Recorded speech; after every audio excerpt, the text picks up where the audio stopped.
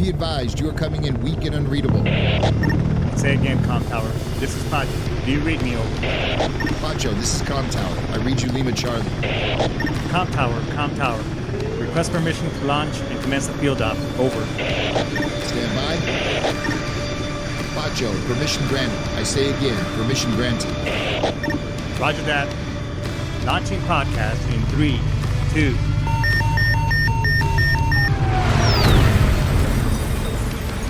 You are now entering the field op with your host, Pacho Correa, Chief Warrant Officer 3, United States Marine Corps retired.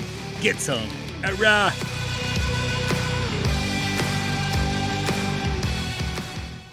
What's going on, everybody? Welcome to Interwebland, baby. Yep, it is Baby Friday is upon us. Last week I did my show on a Friday. Baby Friday is upon us. Friday night's Eve, but goddamn, it's almost the weekend. Hey, we got a really good show for you. I'd like to kind of talk a little bit about just some of the things that I've been kind of pondering on here at the house. Let me go ahead and move something out of the way. Hang on, everybody.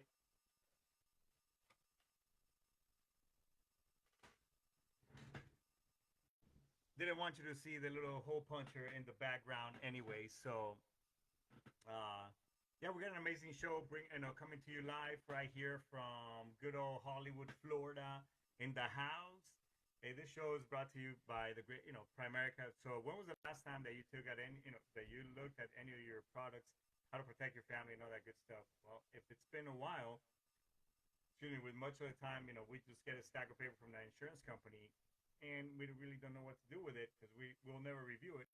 You might want to let somebody like myself, who is licensed in the industry, take a look at it, and that way, I'll let you know if it's something that is, that's properly, that you're adequately protected, and if it is, great. If it's not, then we may have some options for you that are very affordable, and even, and that could give you more protection to prevent, God forbid something happens, and there's a tragedy. At the end of the day, your family putting a link on Facebook, TikTok, Instagram, or whatever social media is out there that they're utilizing, asking for help on a GoFundMe or Venmo account, that's now relying on the good faith and hope of others to basically cover your funeral costs and whatever the case may be. That is not the way to properly protect your family. I mean, that is the reality of things that I deal with this type of stuff all the time. So also, this show is brought to you by the good folks of the VA. So when was the last time that you took, have you taken advantage of the PAC Act and all the, and basically getting your claims and getting 100% veterans claims? It's a lot of benefits of being 100%. You get free states, hunting licenses, fishing licenses. Some, depending on the state, you get a huge break on your home taxes. So it does make sense. So give somebody from the VA, if you need help being pointed in the right direction, give me a call. You can always shoot me a text message. You can get a hold of me not only from here on Facebook. You can also shoot me a message via our YouTube channel. We're also on Instagram, and on my personal Instagram or the show's Instagram, as well as we're on TikTok now. So at the field up. So go ahead and check it out. I'm coming into the whatever century we're on, so I'm posting a lot of good information out there. And at the end of the day, look, folks, what I'm trying to do through this channel is build a network, share information, answer questions on stuff that, while you were in the service or even now in regards to finances, among many other things, this will be your hub of information that you can ask. Hey, no pressure or commitment. Yeah, I may be able to help you with other things properly, put your investments and such together. But, what I share here, is free. Okay. And if you have a business or something that you want to talk about here in the show, please, by all means, hit me up. I don't want to be the only one talking here. I mean, although I can bump my gums for quite some time, I don't want to be the only one. I want you to, if you have a business, we can talk about it. How'd you get to it? We can also talk about your, when you were in the service, your experience and all that good stuff. We'll chew the fat for about half an hour and then go from there. I mean, at the end of the day, you get to pump up your business online and what I get out of it I get to hear your cool stories, and we'll laugh and BS for a little bit. So if that's something that interests you, hit me up. All right, put your comments on the show, or you can send me a direct message. Whatever tickles your fancy. All right. This show is also brought to you by, we're all promoting. One thing that I do advocate for as an immigrant and somebody who came here in his preteen years when I was 12 and a half years old in the 80s is that, look, this show would not be here had not been for the great things that, the freedoms that we get being, Americans. So, freedom of speech, freedom of the right to bear arms, all those things. I mean, this is an amazing nation, and we should all be proud of being here, regardless of what our voting preference, and many other things that this country tends to find lately so divided for.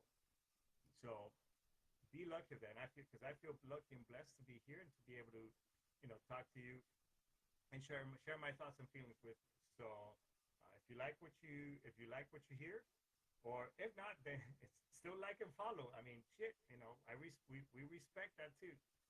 Like, subscribe, and follow, and if not, help out the folks at Sitchradio.com who helped me out for many years. Check out some of the shows.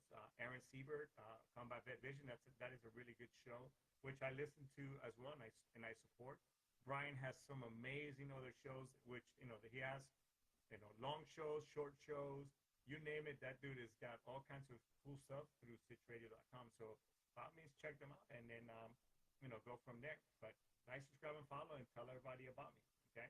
I know this really cool dude who's got an amazing accent, amazing flock of hair, and he talks about some cool, funny stuff every once in a while. So today's show is basically, I was saying, faith over fear. As I mentioned to you guys, when I usually get up around in the morning. It used to be 4 o'clock when I was with corporate America, but I gave myself an additional extra hour. So now I kind of get up at 5 in the morning. In all reality, around 4:30, that's usually when I'm up. My body just it's so accustomed to it after basically doing it for so long. When I was in the Marine Corps, that you're up at 0:30. That I'm just so accustomed to it that by that time I'm already up. So I get up I usually get up in the mornings. I do about 30 minutes of meditating, and that also includes my prayers. I gotta give my thanks to the good Lord and Savior. So I do that piece too. So it takes me about 30-40 minutes to get all that stuff going, and then once I do that, I pretty much put my green on green ready to sing, and I really don't go hit the pavement. But I take the Pooch and I PFC Taps, who is not even here today. He's probably out there playing with mom, because it's around this time he gets to eat his chow. So, but we'll go on a little hike. One, it's good for him, and it's good for him, and it's good for me at the same time. So, and during that time frame, I take advantage of. I think you've heard me say before. I every little white space or time frame that I have, and if whether I'm driving, walking, I'm walking home, or whatever the case may be, I try to fill in that time constructively. In another time frame, obviously it's much easier to just pop in, go on Spotify or Pandora, and just put in some music, which there's nothing wrong with that. However, as I try to fill in now that time more constructively, then I listen to either an audiobook, or I'm listening to some type of motivational speech. Guys like David Goggins. I mean, that dude is amazing. I mean, he gets real. He gets raw and real. So I like listening to him, and and Joe Dispenza, who I've talked about in the show a lot, quite a bit. And as I'm naming these guys, I mean, I'm giving hashtags and shout outs and stuff, but I don't get paid anything for that. But I'm a fan of them, and I listen to them. Les Brown is a really cool dude who lately I've been really, really into. Les Brown is he's a motivational speaker. Like, I used to be a DJ back in the day. He's as a matter of fact, he's a fellow South Floridian. He's from Miami. He was a DJ here back in the day, and and decided to become a motivational speaker. I mean, he's got an amazing, really amazing story. The dude was, unfortunately, his mom. He was born in right here in Liberty City, which now they call it Opalaca or Miami Gardens. They changed the name. So he came from a very humble beginnings. His mom had it in an abandoned building. So I mean, the dude went from that, all against the odds, to having a vision of becoming a DJ and then a motivational speaker. I mean, how amazing is that? And despite not being not finishing high school, not having no, he did finish high school. He didn't have a college degree, doesn't have formal education, any other stuff, which he himself, that was kind of like that was his complex, so to speak, is that he's like, well, I don't have a high school, I don't have a college education, I don't have this, I don't have that. A lot of us kind of sometimes, we become fearful, and by the way, fear is, it doesn't exist. It's not a fear. It's man made, and I thought it was kind of cool when I was putting the show together. I was I used Franklin, FDR's Franklin D. Roosevelt's.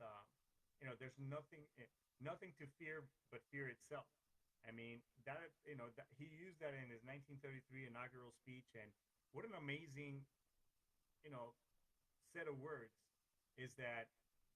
A lot of the times we're the ones who become paralyzed over fear. Can be so powerful that it can paralyze us. It can, it slows down time. I mean, when you're going through it, or it can keep us stuck somewhere from taking a risk or a chance or whatever, or become stagnant. And by no means am I putting myself,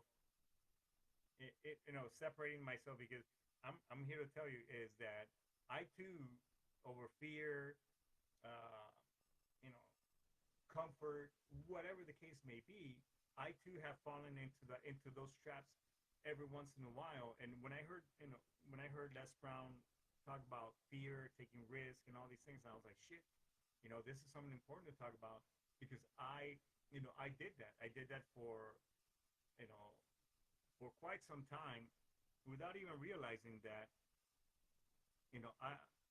I am not wired to, the way I've always been that type of individual. And I think a lot of us who are service members, we're wired a little bit different. Why? Because we went through this some people call it I had a coworker, again, my previous job, corporate job, good dude. We used to, there was a lot of times him and I, we agreed and disagreed. So shout out to Big Mike right there at Collins Aerospace right there in Miami. We agreed to this, but I became to respect this guy quite a lot. Very outspoken, but the guy was never one way or the other. He was always himself, very real, and I can appreciate that. And we agreed to disagree a lot of times on certain things, but we had that mutual respect for one another because he was always true and real. And so what I'm saying is that a lot of times we become stagnant, or we become comfortable in that sense. And he used to say, well, you guys in the military, he never served. He goes, well, you guys in the military are indoctrinated and brainwashed. And I'm like, and I was like, well, yes and no. I mean, we a lot of majority of us, we joined the service when we're right out of high school, so we're somewhat, I guess you could say, vulnerable, or we're still like in a toddler child mentality that we're still learning. So these drill instructors, drill sergeants, I don't know what other I know the Army drill sergeants. I don't know what the other armed services call them. Nonetheless, we have these folks, these guys and gals basically in their early 20s. They've been around a couple of years. I mean, now that I think back on my man, the difference between these guys and mine, it wasn't that much. Although it seems like it, but it really isn't. Anyways, we're still vulnerable, and we're still learning and absorbing that we're going to take whatever it is, this person in leadership, because we're, when you're going through the delayed entry program at whatever branch that you join, in your local town, you're taught the rank structure. So you respect, by default, you're giving the respect to this individual wearing that, that drill instructor, that, that cover, or that position. So we believe them, and hey, this is the military, this is the way, Mandalorian-ish, so to speak. And yeah, so I guess you could say we are somewhat indoctrinated because we learn how to talk a certain way, how to move, how to talk a certain way, how to do certain things, respect and so on and so forth. However, I will say this, that indoctrination period, and then you move on with the rest of your life. I mean, that sets us apart from our civilian counterparts. So we end up being whether you were a type B before, in other words, you weren't really outgoing, or whatever it is that. And again, I'm not. If you were kind of nerdy in high school, quiet, whatever, it breaks you out of your shell, and then it puts you, because at the end of the day, we're all the same. We all wear the same rank, the same uniform. Doesn't matter. So it makes us a little bit different than our counterparts. So we become risk takers in the sense that, hey, we're able to, we want to start our own business. We want to do these things. However, I think because I've experienced the civilian world uh, two times. I got out of the Marine Corps after my first enlistment, and then I went back in. It wasn't out of necessity. I truly miss my brothers and sisters. I miss being a friggin' Marine. Uh, and so I decided to go back in. I mean, so much so that I was a reservist in the meantime. And then I came back in active duty. I mean, I had to have liked this stuff because I even took a demotion as part of coming back in. So the point I'm trying to make is that, so I came back in. So I've experienced the private sector or getting out of the service twice. Um, and a lot of us are getting now. We're oh man, what am I gonna do? What am I gonna help protect my family? Especially those of you my fellow retirees, and even my first termers or second termers. Depending on your level of injury, you're gonna get some. The VA is gonna take care of you. Disclaimer: yes, the VA is not perfect. I got it. However, if you have an injury and or this and many other things, you can put in a claim, go through the process, and by the time you exit out of the service, that claim will hit, and then you have some type of monies or a benefit coming to your pocket. Yes, it may not be 100, it may not be, but you can always go back and reapply. There's plenty of organizations. So the point I'm trying to make is that whether you're getting out or you're being medically separated or being retired after XYZ years, you're in a different predicament. Not a predicament. You're in a different position than the regular American. So we tend to forget. I say this because I too have I kind of fell in this pattern where, well, shit. Regardless of the situation, yes, I pay an ex-wife an ungodly amount of money a month. Or yes, I have a wife, I have kids, I have these things. However, I think none of us here were wired to be failures. Even the person who was kicked out for doing marijuana or drugs, or the shitbirds of your unit that were kicked out, they're still a little bit different than their civilian counterparts in that sense that you went through that process, the vetting process of earning the title of being a soldier, in the Navy, in the Air Force, whatever the case. And by the way, shout out to my kid, Kauru Elliott, I just found out that he has been selected to Lieutenant Colonel. God damn. Proud that moment over here. So we're a blended family, and our oldest kid just made Lieutenant Colonel in the friggin' Space Force. That's some friggin' good motivating shit right there. Anyways, I just want to give a big shout out. I think Mom will be mad at me for saying this in the air, but I'll take it. I just had to share that moment. Listen, so I too have fallen I sold myself on something, and we become fearful of, oh, if I leave this job and blah blah. And they treat you horribly because now that I'm loose and free. Hey, look, my last job, it was fucking miserable. I mean, it was just I had a manager, and this lady just had it out for me. I'm not saying I was better, but I mean, I knew my stuff in the industry, and not that I wanted her job, because the last thing I wanted was being a manager once again. I mean, I just want to do myself and move on. So we become stuck and stagnant, and we're afraid to take a leap of faith, risk it, and become fearful in that sense. So when was the last time that you wanted to do something big or small? When was the last time that you took that you were feared made you stay somewhere because you were afraid? When was the last time? When was the last time that you wanted to open your own business, but you were afraid of, well, what if people don't use it, or what if people don't buy my product?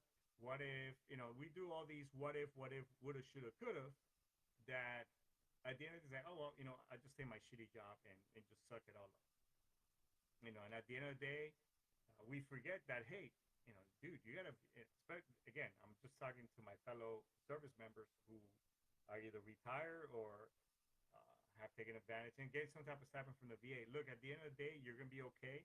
You can survive for a while you get that side gig going. Make that side gig a full time. If you want to try, lose weight, then that's fine too. You want to go back to the gym, you've been having issues or medically or whatever. There's everything, folks. Everything has a workaround. Absolutely everything. I know this because I too almost committed suicide. I too almost have seen my trials and tribulations. I too have been there. I too have gotten, gained a lot of weight, and I lost it. I gained some of it back, but I'm still working on that. But I'm just saying that everything has a workaround. I had I had complete knee surgery, and I'm to a point where I'm pretty much back and even better than I was than I was before. I mean, seriously. And so we make all these. I mean, at the end of the day, we gotta be able to call each other out, and that we make these excuses, and we ourselves become that dog that has been tied to that fence post for so many years, that to the point that once they cut the rope or the chain, that dog has been so conditioned at being tied to that post, or that certain length of that rope, that we don't even realize that, hey, we have these other things, and we can do this, and the rope is not really there, that we just stay behind that line because, oh, this is as far as the rope used to go. We do that a lot. I did that a lot. So you got to be able to take a risk, because fear at the end of the day will prevent us and will keep us you know stagnant and stuck for a lot of things. Whether you want to change your life, change your lifestyle, change your income, change yourself, become, we're constantly, the thing that we don't realize is that we're constantly changing. The individual that's talking to you right now is not the same individual that was an hour ago. I mean, technically change has happened. I'm a different person than I was yesterday. I can attest to this. I am a different individual than I was last week when as soon as I cut the chains and the binds off, I am a different person. So you too can be that different individual. But how long are you just gonna prolong things and just be miserable? Be if you're unhealthy because of whatever this is, how long are you gonna make excuses before you actually do something about it? Because a lot of us wait until something tragic happens, a heart attack, a close family member passes away, and something traumatic happens, or something so bad that pulls the rug from under our feet, or shakes our our inner spirit so much so that we're like, holy cow, I need to make a change. I need to change today, or we see somebody close to us, again, some tragedy happening, like, oh wow, I don't want to be like that, and from this day forth, ... or I'm gonna do this, moving on forward. So how long are you gonna do that before you actually do anything? You know what I'm saying? I mean, think about that for a second. all the years of excuses, all the years of this, even it, have you are you in a relationship where that's toxic, that's non-productive, and that you've been meaning to basically move on and you know or basically set yourself free? How long are you going to do that? you know I Somebody that's very near and dear to my heart, uh, she was in this relation, in a very toxic relationship. Her husband used to beat the, used to use her as a punching bag. A very toxic situation. She was in it for many, many years, many years. And the one time that we were almost, myself and some really close friends of mine, we were able to do something about it and get this person out of that situation. This person was so conditioned, and they're here from Miami. This person was so conditioned to the situation that she was just afraid of basically struggling. And everybody has to struggle. Life is it's a cruel teacher. But out of those cruel teaching moments, I guess you can say, it's trial by fire. And then once you get through that fire, you can rise like a phoenix. Unfortunately for this person, again, I was very, very, I think I was towards the end of my first enlistment, and this individual, we got her out of that situation, and she was in a safe area, and we were gonna take her somewhere else, and she said, "You know what? I'd rather go back. I'll take the punches, but I just don't want to be broke." Yes, you can sit here and say, well, all kinds of negative comments, and please, I guess if you want to exercise your freedom of speech, that's fine and dandy. However, a lot of people in abusive situations, they're so conditioned and so tied to that situation because of the control that the individual has over them, that it's really hard for them to make a change. Well, it took almost something tragic for them to finally realize, to actually move on. So the point I'm trying to make, folks, is that the more you make excuses, whether you're in a, you're trying to make a positive change, or open your own business, or if you're in a dangerous, toxic situation, God, don't wait until the last minute. Life will go by, this quickly, that when you realize, that train has gone by and you never got on, and then now you're 60, 70, 80 years old, and then pretty much on your way out. And what a lot of people, they did a survey, and they asked people as, pretty much they were and at the end of they're terminally ill, I believe was what the study was, and they asked them, "Hey, what was your regret? What was your biggest regret?" And quite often it was like, quite a, of the people that they were surveying, they always had some type of regret that they didn't take a risk. It was something risk related, basically, that they didn't do X, Y, Z. They didn't make that step to move in that direction. So, are you going to be that individual? Are you going to allow fear get the best of you and never execute on that great, anime book idea? Are you going to be that one individual that is going to, instead of trying out some stand-up, for example, and never taking that step, are you going to be that guy or gal? Are you going to be that person that, maybe you want to open up your own food truck, your own small food stand, whatever? Are you going to be that individual that is just going to let your life, go by and not do anything with it? That would be a shame. That would be a shame. And kind of going back to what I talked about in a different show, is that when you're on your deathbed, as you're saying goodbye to your loved ones, some people have this romantic view, but imagine if your hopes and dreams were standing all around your bed, and they were looking at you all upset and mad because basically, and then they will be right there kind of yelling at you, saying, it's a shame that, we're all standing right here and nothing was ever done, because our lives are also going to end right here with you, because you never took that move. You never made that risk. Hell, if to my young guys, go talk to that pretty girl. Make that move. you're good looking, bro. I mean, it's all about confidence. I mean, don't downplay yourself. It confidence and that vibe, it comes out and it'll exude out of you like some really nice smelling cologne. That's what girls, that's what people like. Not just what I'm saying. So go talk to that individual, make that move. Ladies, you too. That one guy, whatever. Go talk to that individual. Say hello.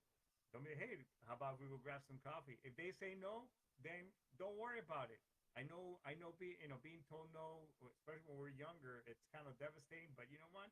Trust me when I tell you, it doesn't really mean shit because it's like being a recruiter back in the day in the Marine Corps is, hey, do you want to be a Marine? No? Okay. Next. You want to be a Marine? Because after 100 no's, there may be a yes there. So it's okay.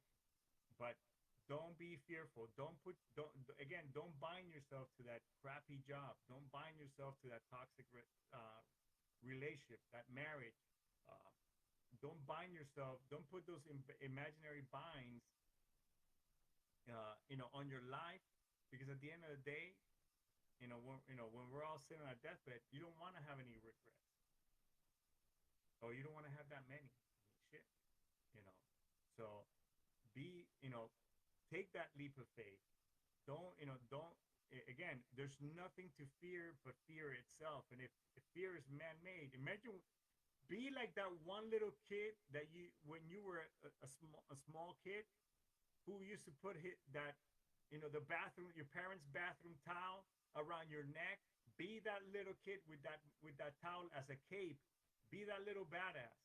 Be that little girl. Be that little girl who, would, always wanted to have a pony. And I remember having a broomstick, and I wanted to have a little pony when I was a kid too.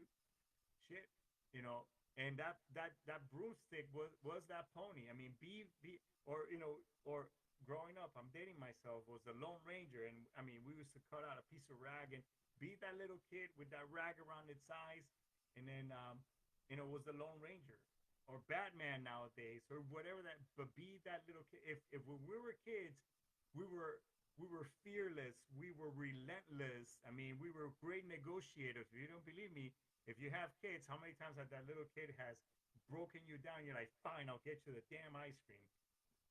Be like that little kid back in the day, so that and then be like that with your life. We forget who we are after we turn teenagers, or even in our 20s. We forget that little badass kid that we used to be, and then we become these, some of these individuals that are just like, well, in shitty or stuck in dead end jobs.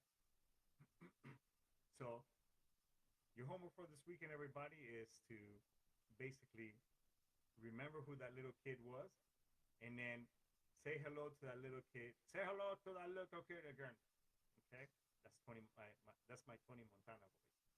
But say hello and embrace that little kid, and bring some of that kid back, and then be that relentless, badass, little, amazing little person that it used to be way back when. Now, don't be that one little kid that used to be running around in his little underwear around the house and shit as a grown-ass person. That would just be weird, and it'll get you into a lot of trouble. But, but bring that back, and take care of you, and take care of this. And mainly, take care of this. All right, everybody. So with that being said, I'll just end with this. If you've been ruminating, going through a bad time, going through some, dark moments, just remember that those moments will pass. Getting through it, that's the challenge. Nonetheless, if you feel like you need to talk to somebody, please reach out to me. Reach out to the show. On this show bio, there's many different sources where you could find me on social media. Let me be that voice of reason, because at the end of the day, nobody here wants to do push-up, water, ice buckets, and all these other great challenges in the name of veteran suicide. It's not going to bring that person or you back. So let us at least be that voice. And if you haven't heard from your buddy, do a buddy check this weekend. Okay, so with that being said, everybody, thanks so much for tuning in. I'll put this stuff together. I'll throw it on YouTube and all the other venues that we have. So take care, everybody. Endex, Isomas, Daisuki. I'll talk to you later. All right.